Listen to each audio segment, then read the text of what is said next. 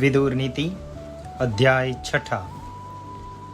विदुर जी कहते हैं, जब कोई मानवीय वृद्ध पुरुष निकट आता है उस समय नवयुवक व्यक्ति के प्राण ऊपर को उठने लगते हैं।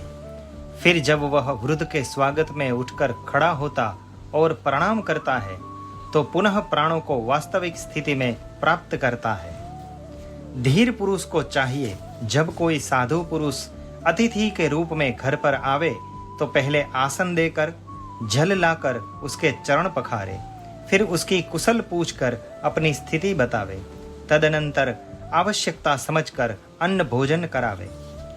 वेद वेता ब्राह्मण जिसके घर दाता के लोभ, भय या कंजूसी के कारण जल, मधुपर्क और गौ को नहीं स्वीकार करता, श्रेष्ठ पुरुषों ने उस गृहस्थ का जीवन व्यर्थ बताया है।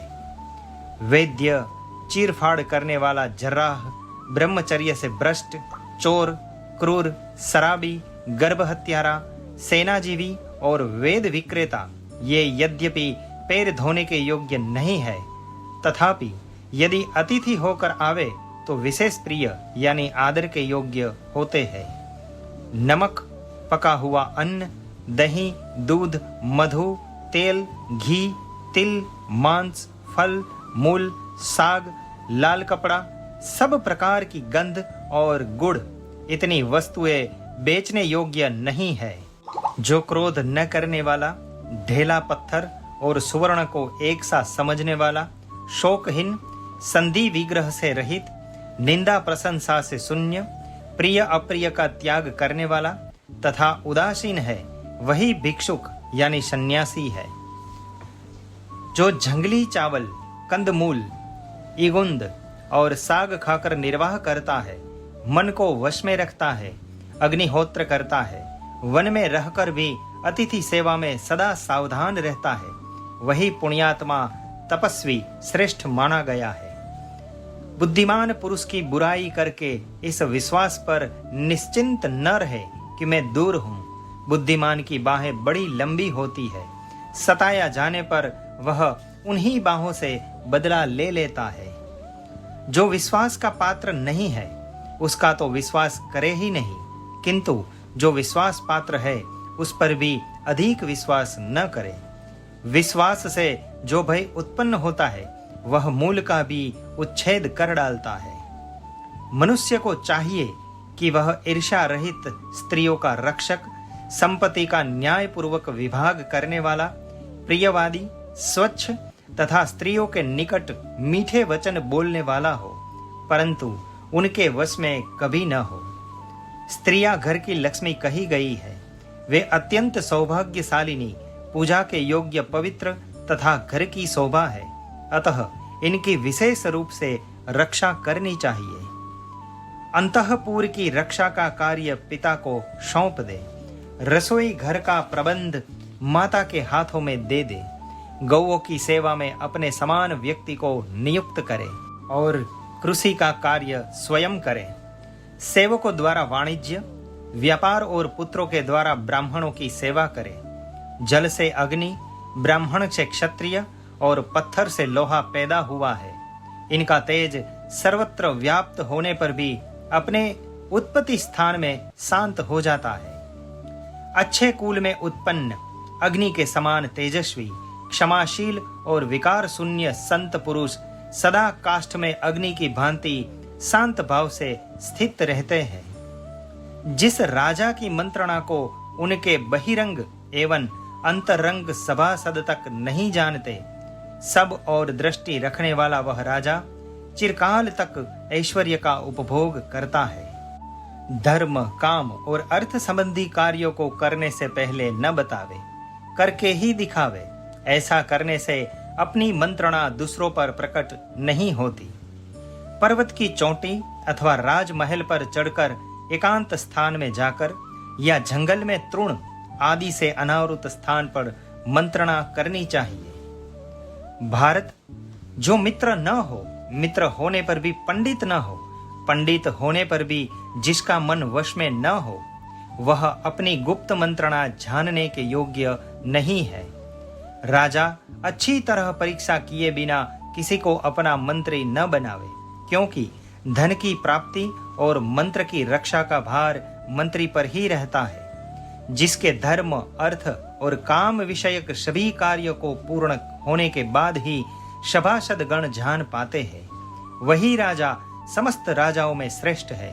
अपने मंत्र को गुप्त रखने वाले उस राजा को निसंदेह सिद्धि प्राप्त होती है। जो मोहवश बुरे कर्म करता है, वह उन कार्यों का विपरीत परिणाम होने से अपने जीवन से भी हाथ धो बैठता है।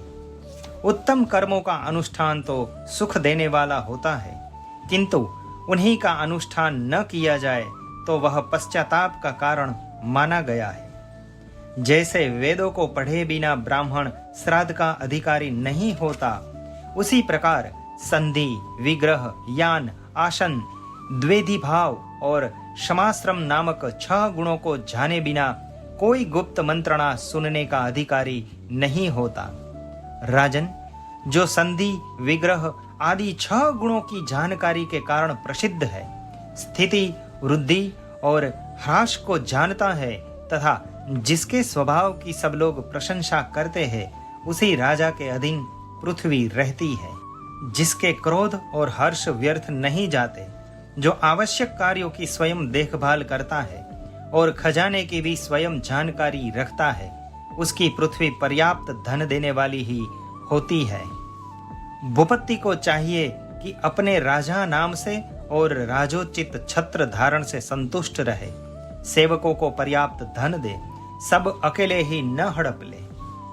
ब्राह्मण को ब्राह्मण जानता है, स्त्रियों को उसका पति जानता है, मंत्री को राजा जानता है और राजा को भी राजा ही जानता है।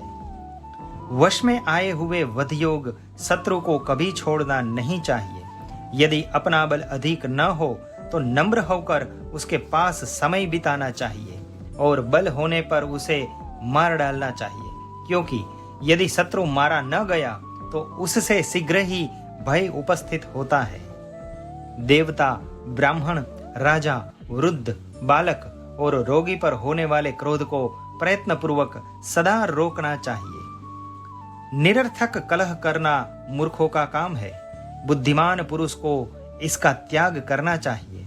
ऐसा करने से उसे लोक में यश मिलता है और अनर्थ का सामना नहीं करना पड़ता। जिसके प्रसन्न होने का कोई फल नहीं तथा जिसका क्रोध भी व्यर्थ होता है, ऐसे राजा को प्रजा उसी भांति नहीं चाहती जैसे स्त्री नपुंसक पति को। बुद्धि से धन प्राप्त होता है और मूर्खता दरिद्रता का कारण है, ऐसा कोई नियम नहीं है। संसार चक्र के वृतांत को केवल विद्वान पुरुष ही जानते हैं, दूसरे लोग नहीं। भारत मूर्ख मनुष्य विद्या, शील, अवस्था, बुद्धि, धन और कुल में बड़े मानवीय पुरुषों का सदा अनादर किया करता है। जिसका चरित्र निंदनीय है, जो मूर्ख गुणों में दोष देखने वाला, अधार्मिक, बुरे वचन बोलने वाला और क्रोधी है, उसके ऊपर शीघ्र ही संकट टूट पड़ते हैं। ठगी न करना, दान देना, बात पर कायम रहना और अच्छी तरह कही हुई हित की बात, ये सब संपूर्ण भूतों को अपना बना लेते हैं। जिसको भी धोखा न देने वाला चतुर, कृतज्ञ, बुद्धिमान और सरल राजा खजाना खत्म हो जाने पर भी सहायकों को पा जाता है, अर्थात उसे सहायक मिल जाते हैं। धैर्य, मनोनिग्रह, इंद्रिय संयम, पवित्रता, दया, कोमल वाणी और मित्र से द्रोह न करना, ये 7 बातें लक्ष्मी को बढ़ाने वाली है।